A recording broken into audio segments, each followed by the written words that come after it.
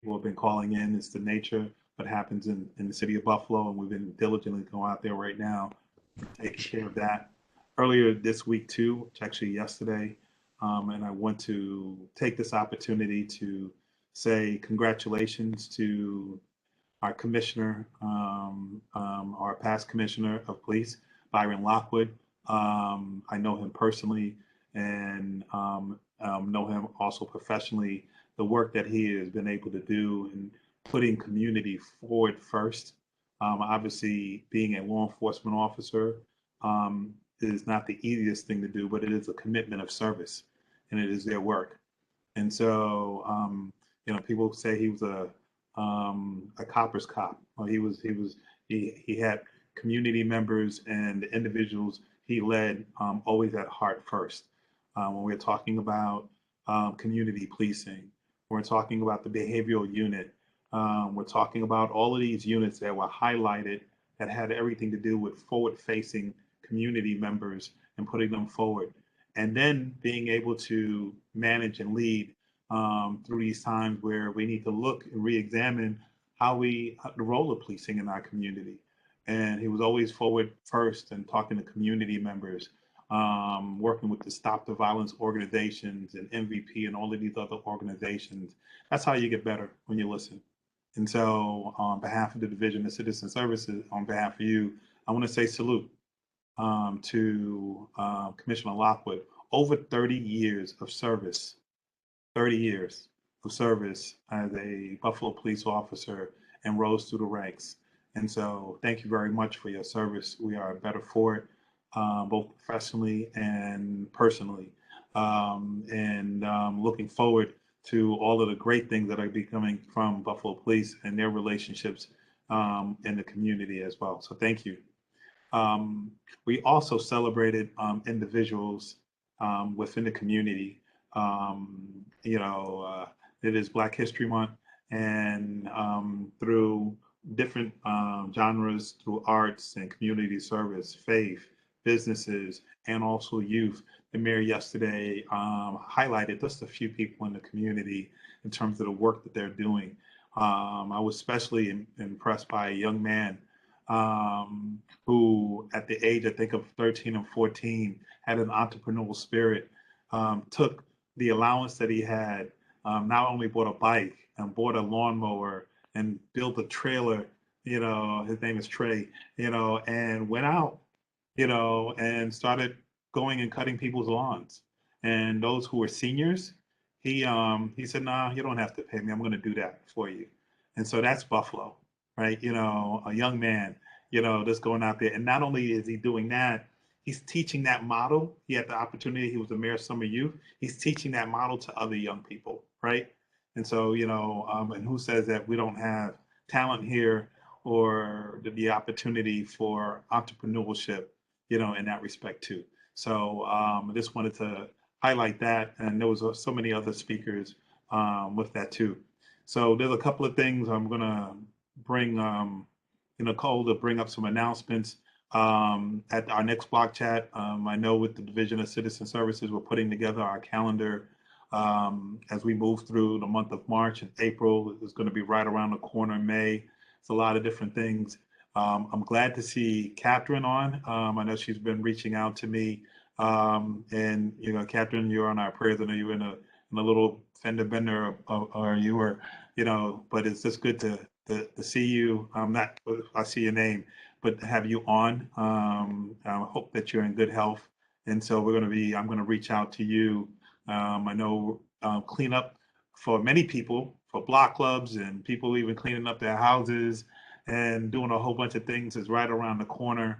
And so we're traditionally reach out. We do the Great American Cleanup, but we're going to do something special, working with the border block clubs, working with Trash Mob and a couple other folks about this, pulling all of our resources together and doing a little Buffalo spring cleaning, with that too. So again, just excited to have each one of you. I'm going to have Nicole speak, and then you're going to hear our guest of honor, Mother Doyle, in a quick second. So Nicole, why don't you go ahead and give some announcements? Welcome, everybody. Happy Friday. As always, I'm just going to share my screen pretty quickly and move through the announcements today. Let me know when you can see it. Should be up. Okay, so as always, we just want to remind everybody if there is any need for help with eviction and eviction prevention, there is a Stand Up Buffalo. And you can call 211 to learn more about this and to apply today. There are a few qualifications to meet. And again, if you want to, you can call 211 or just visit Stand Up Buffalo for more information. Tenants and landlords, you can still sign up for the City of Buffalo's free apartment building recycling program. Again, just visit buffalorecycles.gov/apartments. You can call alternatively the number listed on the screen for the Division of Recycling. Child with autism signs has been added to the list of roadway caution signs. If you're a parent or guardian of a child with autism or somebody in your neighborhood is a parent or guardian and you want this sign, there are a few eligibility requirements to meet. You can apply, find out more information. You can just call 311 or go to the city website. The Summer Youth Internship and Employment Program is now open for city youth between 14 and 21. You can sign up on our city website. Completed applications are due by Friday, April 15th. And so this is a great opportunity for youth in the community. So please share this flyer around. And if you want more information on this initiative, you can go to the city website as well. As always, the mayor has his radio show, Talk of the Town, every Sunday, 1 p.m. This Sunday, February 27th. You can tune in and see live on his Facebook or go to WUFO. The Crime Prevention Tree Planting Initiative will be getting underway pretty soon. It is starting this spring and it'll be held again in the fall. For more details on this, you can reach out to the Special Project Manager for Crime Prevention for the City of Buffalo, Mr. Ron Dixon, and soon we'll be releasing some flyers for the beginning of this initiative as well. If you're having trouble coping or know somebody that is having trouble coping, there are some resources for residents in crisis. There is the behavioral health team that works in collaboration with Endeavor Health Services to provide on-site screening, assessment, de-escalation, and diversion for people who need mental health or substance use treatment services. So you can request the BPD the crisis intervention team. And to find out more about how this works, you can call the number on screen, 851-9604. As always, the Buffalo announcements. If you are not signed up for these public service alerts, please do so by texting Join Buffalo to 38276. If you're interested in the parking updates, especially when it snows, you can just text Join Parking Updates to 38276. As always, Mayor Brown is just urging residents to dress properly for the cold temperatures and wind chill, prevent frostbite and hypothermia, and to practice heating safety during this time. So, when using a space heater or your fireplaces, use best practices to ensure that you are remaining safe. For some of you who may not have known, we did recently wrap up our Day of Service winter clothing drive at City Hall under Mrs. Arvista, Miss Ellen Harris Harvey. It went very well. We collected over 3,500 pieces of clothing. And for all who donated, the mayor does want to just say thank you for participating in our drive. If you are looking to start a block club, you can contact the City of Buffalo and Erie County Board of Block Clubs. They have an email listed on screen, a phone, and a Facebook and Instagram. They are very responsive on all platforms and can help you and assist you in starting up a block club in your neighborhood. So there is some Black History Month events happening this weekend, of course. So the CAO and that Brownback Minority Business directly present Ujamaa Walk and Shop. So that's this February 26th, so this Saturday, 12 to 6. There are different locations for you to shop at that are listed online. And you can get map pickup locations for all the different sites at these locations listed on screen as well. We did have the Black History Month of free online webinars. and mental health in the Black community, breaking stigma and silence. This last one is coming up as well this Saturday, February 26th. These are in the morning, so if you're thinking of registering, I would encourage you to register soon after this podcast to receive this live to receive the link. And if you do want to register, you can visit BIPOCparentvoice.org. Habitat for Humanity Buffalo has a repair program. Keep your home and family safe. They offer low-cost home repairs, and that's it through the form of an affordable loan. There are requirements that do have to be met, so you can scan the QR code to learn more and apply, or you can alternatively visit habitatbuffalo.org. There is free tax preparation and assistance also being offered. You can call 211 for an appointment, and the tax prep will be at the Northwest Buffalo Community Center, and the volunteers are trained, certified, and available to help you. And if you need more information, you can visit the website on screen. Attention expecting parents, if you have questions about any infant milestones, routines, anything, for infancy, there is a Zoom being offered through Every Person Influences Children. You can scan the QR code to learn more. And of course, you get incentives upon completion. If you do not have a QR code scanner, you can call or text the number on screen, or email derwina@epicforchildren.org for more information on this. The Nurturing Fathers program is still Mondays and Wednesdays, running up until March 21st from 5 to 7. It is free and offered virtually and in person, helping with parenting skills, relationships, and child development. The in-person sessions meet at Bennett High School, or you can join on Zoom. You can register using the QR code, or you can contact Terry C. at the number provided on screen, or visit the Buffalo Prenatal and Perinatal Network.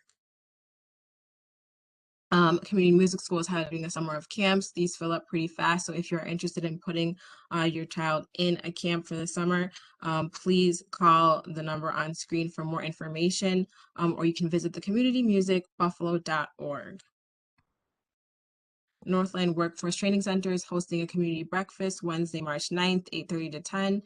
This is going to be at the Northland Workforce Training Center. So learn how you can educate, enlighten, and empower the community, as well as you do get ambassador t-shirts for those who attend. You do have to RSVP, which you can do so to Deirdre Pruitt at the number on screen or through her email. And as always, they have their hands-on training opportunities and various services provided. And you can go to northlandwtc.org for more information on all their offerings. Of course, there is still COVID-19 testing available, as well as vaccination information. You can visit our city website at covid19.buffalony.gov for all of that information that pertains to COVID. And as well as you can still visit New York Project Hope for those of you who are coping with COVID but may need additional emotional support. They have an emotional support helpline Monday through Saturday, 8 a.m. to 7 p.m., as well as an email that you can utilize, and they are free, anonymous, and confidential.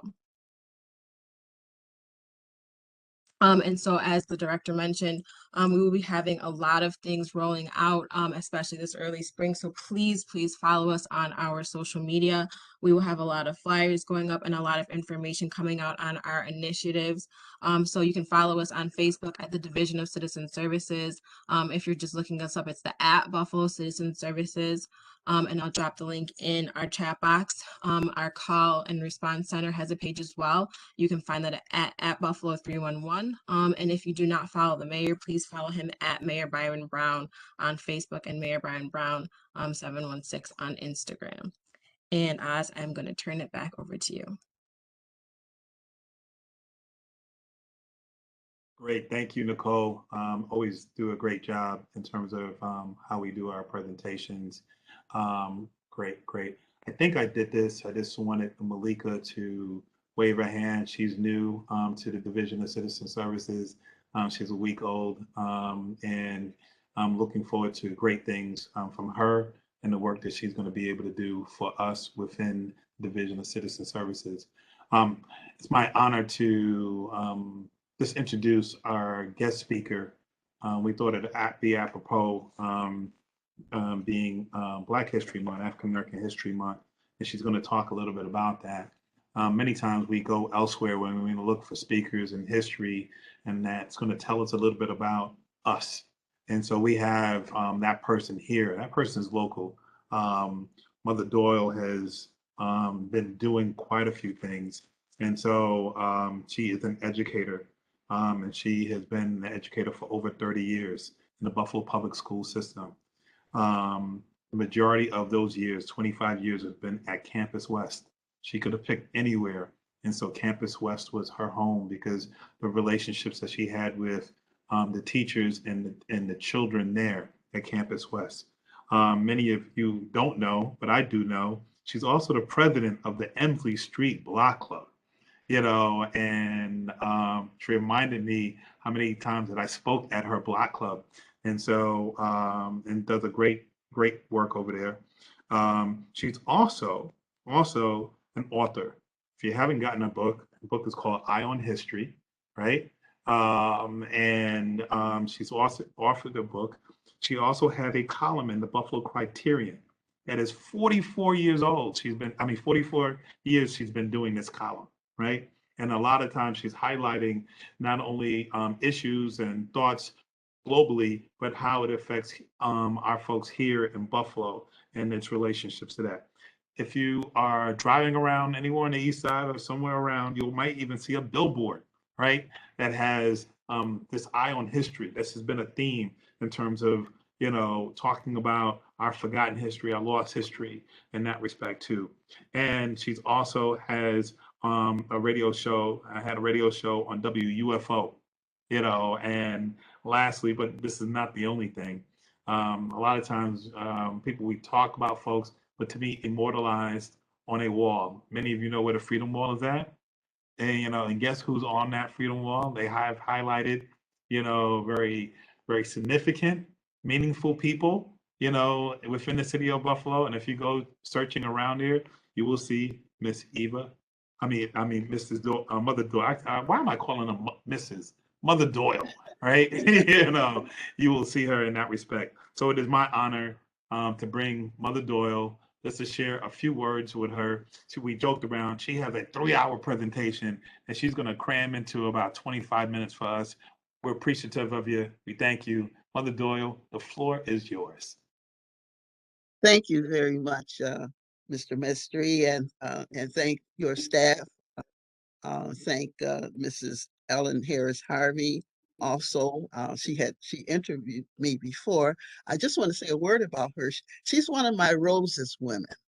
I have created several awards in the community, and one of them I did for 12 years called the Roses for Outstanding Women Awards, and I have honored over 500 women in the 12 years. And Mrs. Harris Harvey was one of my Roses women. And so I enjoyed that. I also created the Ion History Award.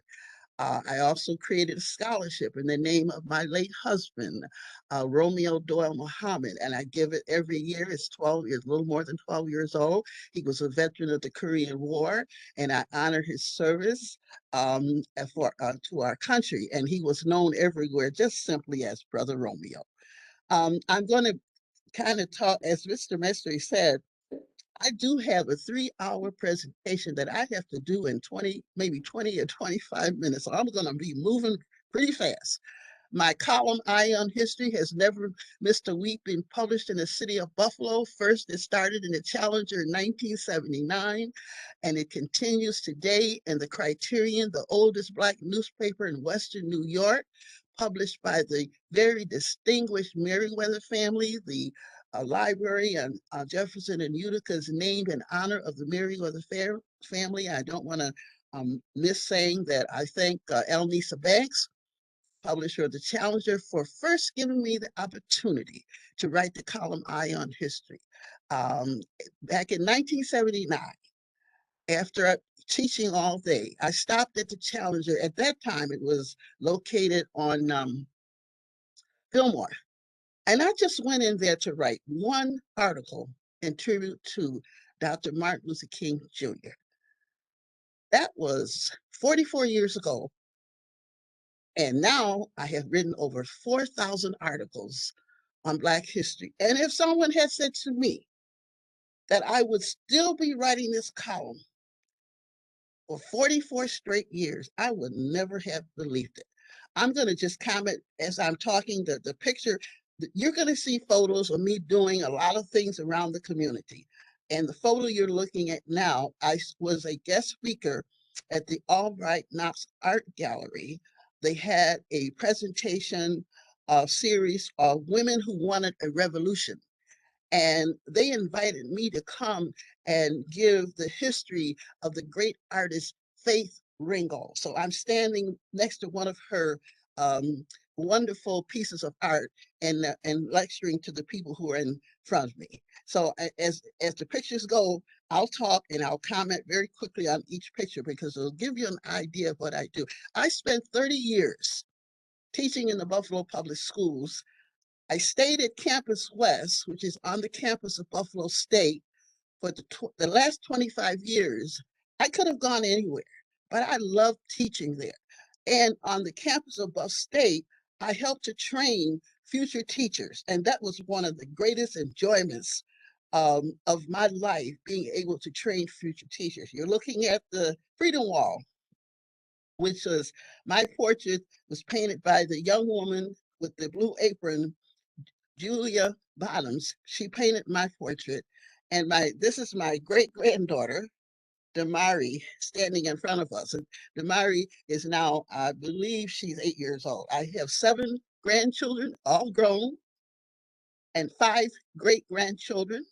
The oldest, I think, is 9. I have to think. Got so many of them. And the youngest is 6 months old. And I just was just such an honor to be on the Freedom Wall with all of these wonderful historic people, Dr. King, Rosa Parks, William Wells Brown. By the way, if you visit the Freedom Wall and you see the portrait of William Wells Brown, he was a resident of Buffalo. He was a very well-known abolitionist. He helped many slaves to freedom, and he came from Cleveland, escaped from slavery, and he got a job on the steamers on Lake Erie, and he helped to ferry many people, many fugitive slaves to freedom.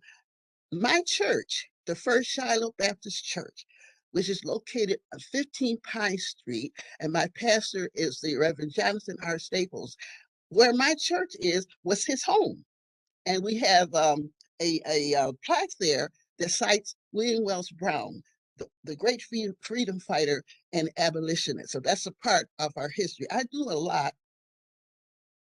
lot of local history because I don't think I can go back 3,000 years ago to Egypt, but I want to sometimes we need to know the history of where we live. And I'm celebrating writing my 12th book. The name of the book is Ion History, the Golden Collection, articles on African and African American history, lost history, forgotten history. This photo here is Mrs. Arlene Olden, who is sitting on the chair. We're at the library at Campus West when I was teaching there. She is the great niece of Harriet Tubman. When I found out that her family and some of her family members are still in Buffalo, the Olden family, Arlene Olden has passed away. But when I found out that she was here and she was available to speak, I invited her to Campus West. And you can see I'm quite young. I don't have gray hair.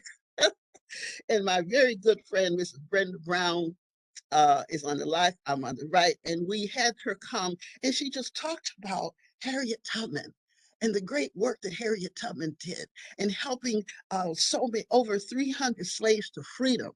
And you all know that we have, if you go down to the African American Heritage Corridor, we have the wonderful was a banner there, thanks to Bishop Darius Pridgeon. When you go there, you will see the Michigan Street Baptist Church. That church has so much history. So what I decided to do was to take my students there. You know, it's one thing for students to sit in a classroom and read about history, but it's another thing if they can go and witness history, if they can touch and feel history. So I took them to the Michigan Street Baptist Church, and Bishop Henderson, William Henderson, was the curator at the time, and he gave my students the history of the church. And then he took us downstairs. And when you go downstairs, you go through a room, and you go to the left, and there is an area there where fugitive slaves hid.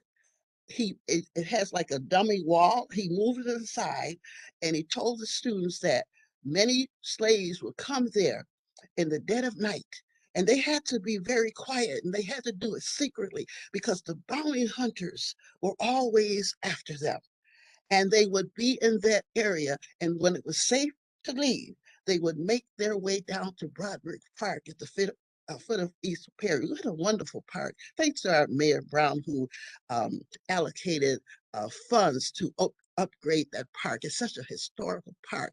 And many people don't know this, but the ECC, the Erie Community College, which is downtown, that used to be the sheriff's office. And the sheriff at that time in the 1800s would join the bounty hunters going out and looking for fugitive slaves. Now, they had to leave quickly because in 1850, the Fugitive Slave Law was passed. And unfortunately, the Fugitive Slave Law was signed by President Millard Fillmore. Well, what did the Fugitive Slave Law say? Anyone caught harboring a slave, helping a slave, giving them help, they could be fined $1,000, and in those days, that's a lot of money, or they could be in prison. What you're looking at now is one of my billboards.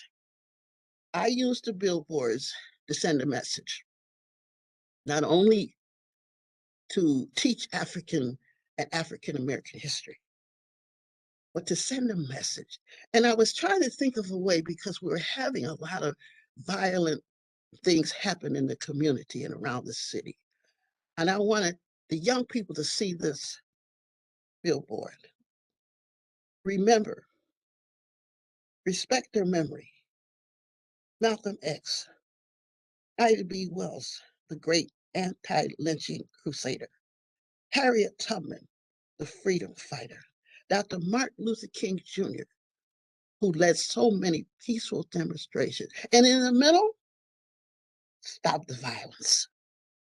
This probably was one of the most popular billboards that I did, and I've done many of them.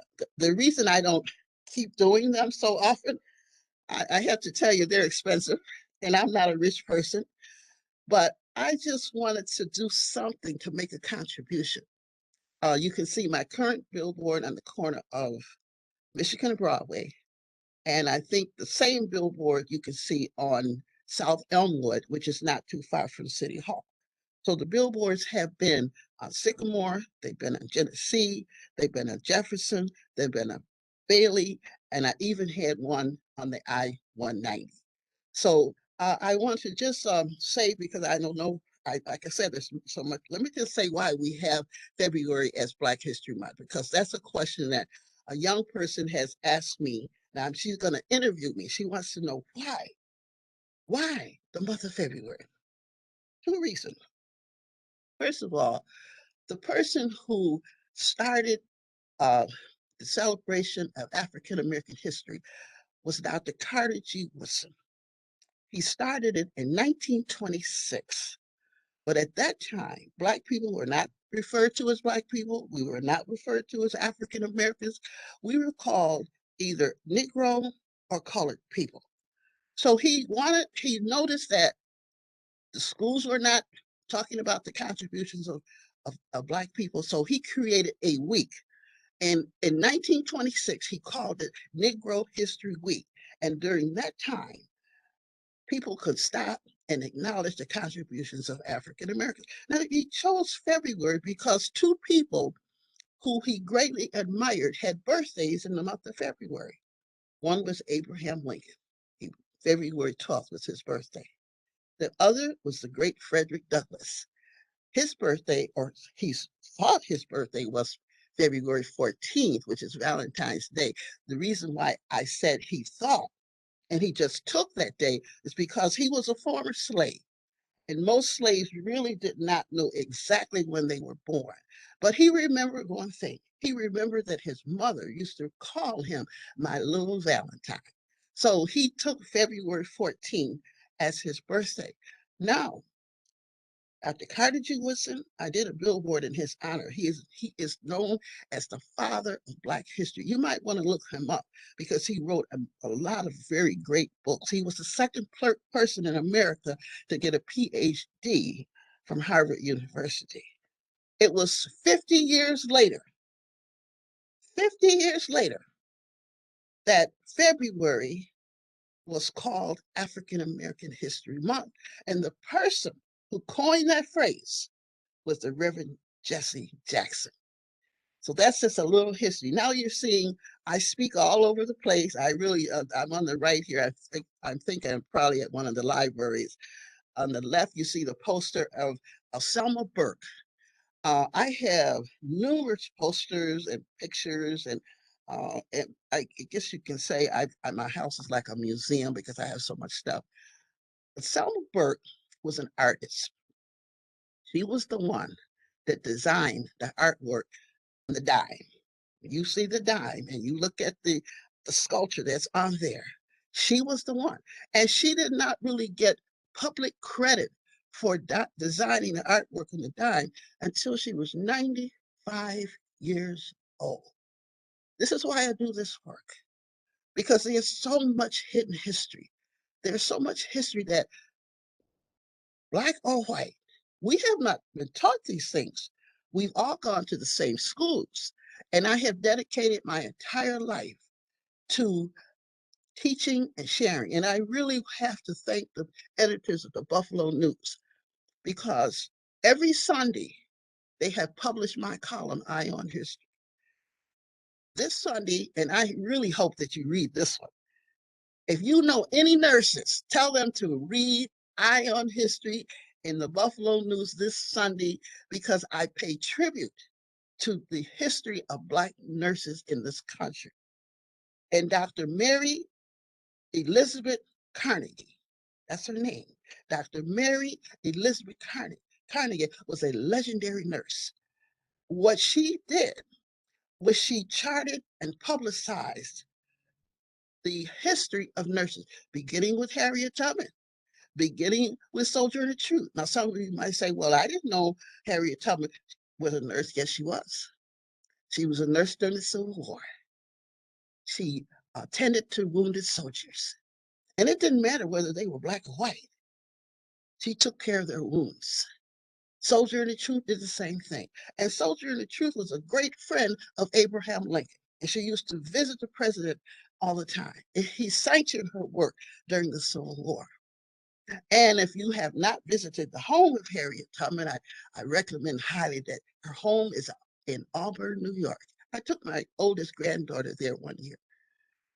And we visited her home. And I came back and wrote an article about that experience. Name of the article was On Holy Ground, because I stood on that small white house and I entered that home. I felt like this great woman on holy ground. And I found out something about Harriet Tubman that people don't know. And I visited her gravesite. And her last name on her gravesite was Davis. Why? Because she married a Civil War veteran much younger than she was. I said, that's all right, Harriet Tubman, that's all right. And the last name was Davis, and that's on her gravesite. And I didn't know that before. See, the beautiful thing about this history is ongoing. You never learn it all. I think one of a couple real popular articles that I did in the news was the Black family on the Titanic. One of my favorite movies is the Titanic. I have seen 6 different versions of the Titanic. And every time I see it, I ask myself the same question. Where is the Black family that was on the Titanic? I'm going to tell you the name, and if you might want to write it down. The Joseph LaRoche family is spelled capital A, capital L-A-R-O-C-H-E. Joseph Roche. Well, he was not a poor person. He was an engineer, and he was actually from Haiti. He was related to the future president of Haiti. His family wanted to board the ship, and the first ship they tried to get aboard, I'm trying to make sure I get the correct ship. Well, they didn't get the tickets on the ship, and I'm looking all over it. I don't want to take up much time, but they ended up on the Titanic. On the night of April 14, 1912, the Titanic struck an iceberg. The ship did not have enough lifeboats. But Joseph his wife was pregnant at the time, and he had two other daughters. And he put his wife and his daughters on rescue boat number 14, and he went down with the ship. And I actually found out about this family by accident. And if you ever go to a Titanic museum, because one of the my readers wrote me and said they have a Titanic museum and they have the whole passenger list, and he is on that list along with his family. What you're looking at now is my dolls. I'm a doll collector. I have about 80 dolls. This is a classroom. I bring my dolls into the classroom and I teach, especially if I'm teaching pre-K or kindergarten or first grade. I want to capture the children's attention, but I'm teaching African American history. The doll with the red and the trimmed in white fur, that's my favorite doll. That doll represents Madam C.J. Walker. You know, my husband was so supportive of my work. He would, one day he brought this doll home. He had this big box, took the doll out of the box, and he said, I know you name your dolls. What name are you going to give this doll? I said, that's Madam C.J. Walker, the first Black millionaire in the United States of America, who became wealthy by creating and selling Black hair products, created her own manufacturing business. She was came from a very poor background. And when I tell this story, I'm telling young people, no matter where you come from, no matter what your background is, you can do great things like the great Madam C.J. Walker. So all of these dolls, I gave them names, and my latest three dolls are Barack Obama. It's a talking doll. You press a button, and he gives a speech. I have Michelle Obama, the Michelle Obama doll. I also have the Nelson Mandela doll, which is a talking doll. And young people love it. You just press a button and he gives a speech. I also have set these dolls up in my church, and like I said, I use them by any means necessary to teach African and African American history. And I like to make it fun. It doesn't have to be dull and dreary. It's exciting. It's exciting to learn about all of these things. Now, Mr. Maestri, how am I on time? I don't know. You have another 10 or so minutes. How many? How many minutes? 10? About 10. Okay, here I am during Kwanzaa. Every year I'm the keynote speaker. Every year during Kwanzaa, on the last day of Kwanzaa, which is there are 7 principles of Kwanzaa, and I always speak on. And you can go to YouTube and you could type my name in and you can see some of the presentations. But I'm at the Pratt Willard Community Center, which is on Pratt Street. This is a few years ago. And I'm doing a presentation on African queens, African rulers, going back 1,000 years. And I've written about people like Queen Nzinga. Queen Nzinga was an African ruler in the country of Angola. And what I admired about Queen Nzinga, she fought the Portuguese for 40 years to keep her people from being enslaved. We often hear, well, the kings, the African rulers, they sold their people. Not all of them. There are others who fought against enslavement as well. And she did that up until the age of 80 years old. So this is just one of my presentations that I did. Another popular article that appeared in the Buffalo News is the African roots of the Statue of Liberty. A lot of people are surprised when they hear that. Well, we have the French gave the Statue of Liberty to the United States as a gift because they admired the fact that Abraham Lincoln had signed the Emancipation to a proclamation to free the slaves. And one thing you have to know about the French during this time is many of the French were abolitionists. They didn't believe in slavery. They fought against slavery. So this gift came to America to say, we admire you for what you have done. If you ever visit the Statue of Liberty, you will not see the broken chains. There are broken chains at the foot of the Statue of Liberty as a symbol of the freedom of slaves. And a lot of people, and the only way you can really see them, you have to do it from an aerial viewpoint. And I learned this by watching the History Channel. And, usually when I see all this information, that I do further research. And one thing is I document everything that I say. I research it well.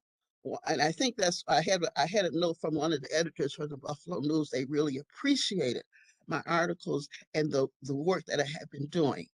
This is a picture of young people that I took to the Michigan Street Baptist Church. I'm not going to point them out, but there's one young man in this picture that the teachers always said was a troublemaker. Every time we were in the faculty room in our lunch and drinking coffee, they would always say, well, he's a troublemaker. He's doing this, he's doing. You know what? I took him with me. I took him to the Michigan Street Baptist Church, and he was the most well-behaved student on that trip. I'm saying that to say this. Sometimes we have to get the young people out of the classroom. They can read about the history. They can go through the textbooks.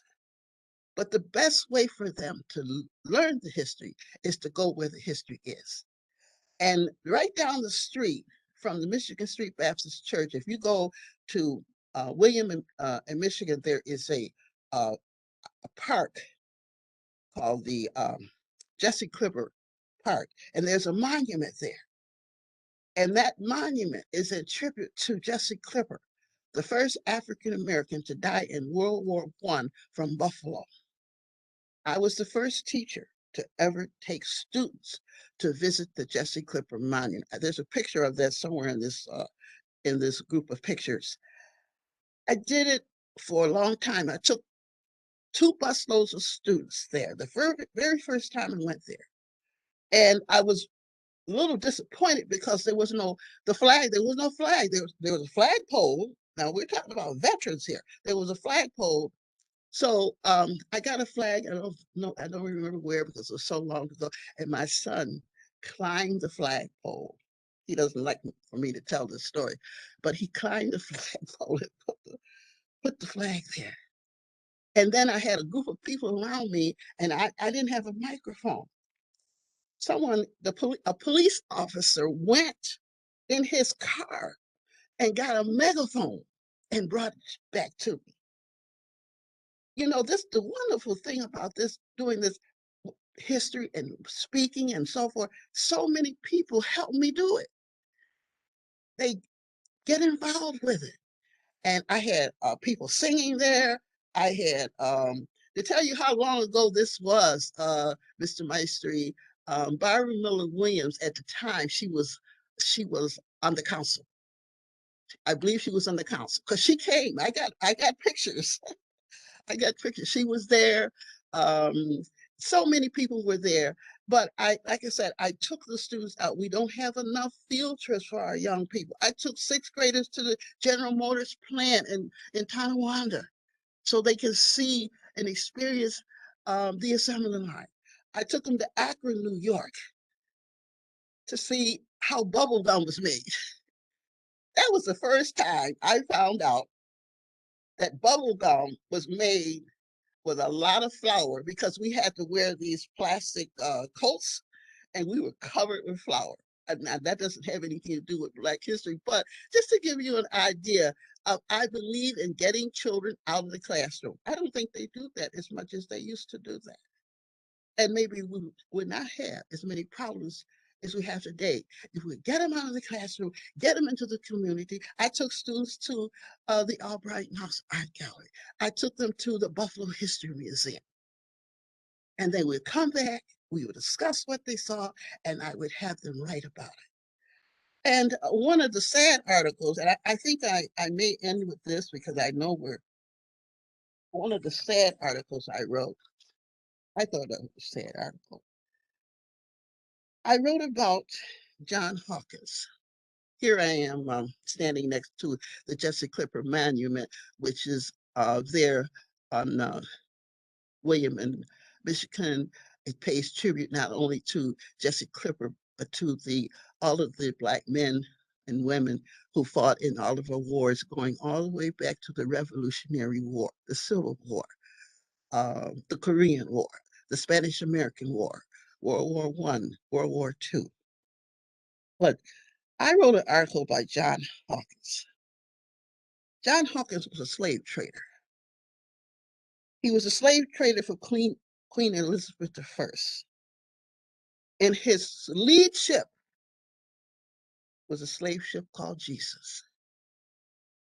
I did a lot of research on this, and I found out that some of the first slave ships that carried enslaved Africans from Africa across the Atlantic had such names as Brotherhood, John the Baptist, Justice, Integrity, Liberty, Good Intent, Black Boy, Morning Star, Gift of God, and the Good Ship Jesus. All of this is referenced in a book called There Was a River. And I gave the name of the book and my other information. The book is written by Vincent Harding. Now there were other slave ship names, but these were the ones that really stuck out for me. Of course, we've all heard of the Amistad. There was the Creole. There was the Pearl. There were so many. And there was the Henrietta Marie. The Henrietta Marie, the wrecks of the Henrietta Marie were found off the coast of Florida. There's a Black Divers Association in Florida. When they found out that there were remnants of this slave ship, they dove down into the ocean. They set up a monument in tribute to those slaves who died on the Henrietta Marie. And so I think I probably have, the gentleman here on this picture in the blue picture with the blue trim is the Honorable Marcus Mosiah Garvey, who came from Jamaica and led a 1,000,000-member movement. And he encouraged Black people to do for self. He had his own star line called the Black Star Line, ship line. And he gave us the red, black, and green flag. And the words I remember, and I always tell this to young people, he said these words to Black people: up you mighty race, you can accomplish what you will. And I believe in that. That's why I keep doing this work. I keep encouraging. And I don't think that this history is just for Black people. I think it's for all Americans.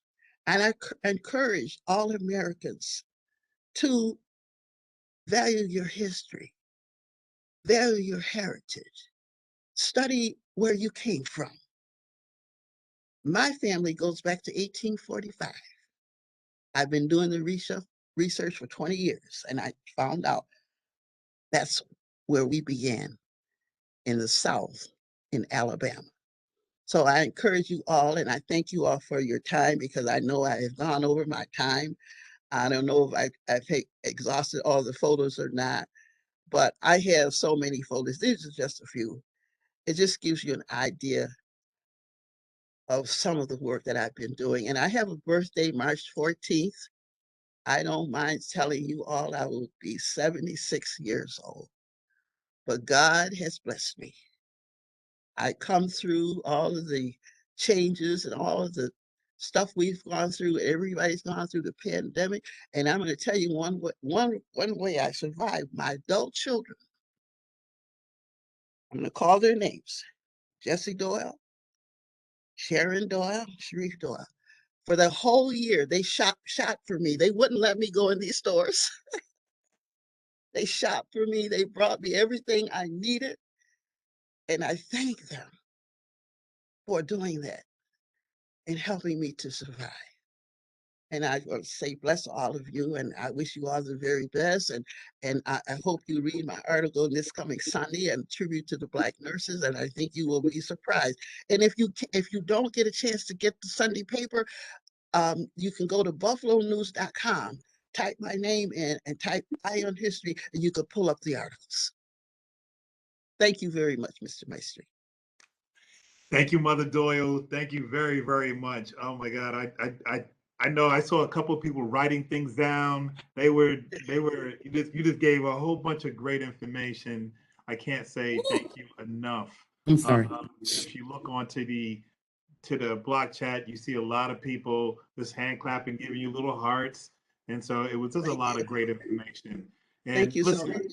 we don't have to go anywhere. We have her here, which is an important thing. She told us that she spoke every day this week. So I'm going to tell you, I'll give her a little bit break, right? Although it's Women's History Month coming up, so we should always be protective of treasures like this and making sure that whatever they need, and when I say treasures, I'm talking about queens, queen mothers, whatever they need, we should be able to accommodate. Thank you, and God bless you, Mother Doyle. I hope you don't mind if I leave. I just need to go kind of sit in my recliner for a few minutes. No, it's okay. Thank you. God bless you. Okay, Thank you. thank you all. Thank you all. Hey, Have Debbie. a good day. Thank you. you too, Have a Mrs. great Doyle. weekend. Thank Good. you. Hey, Debbie, I know I only got a few minutes, but the floor is yours. My apology but that was a lot of good stuff. Are you kidding me? How do I compare to that? I mean, really, seriously, that blew me away. I could never stand up to that. No way. Real quick, last night's meeting was great. We had some wonderful people there, and it worked out really good. Flyer will be coming out. Our next meeting is in March, and it will be at Old First Ward, 62 Republic Street. So we are moving, and we're looking forward to everybody coming out. The date is March 24th, and more information will follow very shortly because we have all of our dates and times ready to rock and roll. And it was really, really a good meeting last night. And I thank everybody that was there. And, can't do what we do without each and every one of you. And my team are awesome. They get me through a lot. And we had great speakers, and Oz, we missed you. You weren't there, but I was well represented. I know you were. Absolutely, she did a phenomenal job, and I thank you for that. And we're going to work very well together and come up with some stuff. So really just keep in the back of your mind that on March 24th is our next meeting. We do have our community day set up, so there'll be more information about that coming out at next month's meeting. May, just really quickly, is Board of Black Club Month. So our meeting is going to be a very wonderful meeting. It's kind of going to be a surprise. So more information will come out about that. You can always reach us at bobcbuffalo@gmail.com. And it is exactly 1 o'clock, and we are so good about time. I'm going to cut myself off and wish you all a very, very wonderful weekend. Stay warm, stay safe. If you need me for anything, y'all know how to get in touch with me. So thanks for this moment. All right, you guys take care.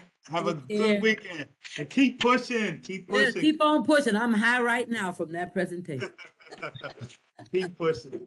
Y'all take care. God bless you. Good to see everybody. Bye-bye. Have a blessed weekend. Have a blessed weekend.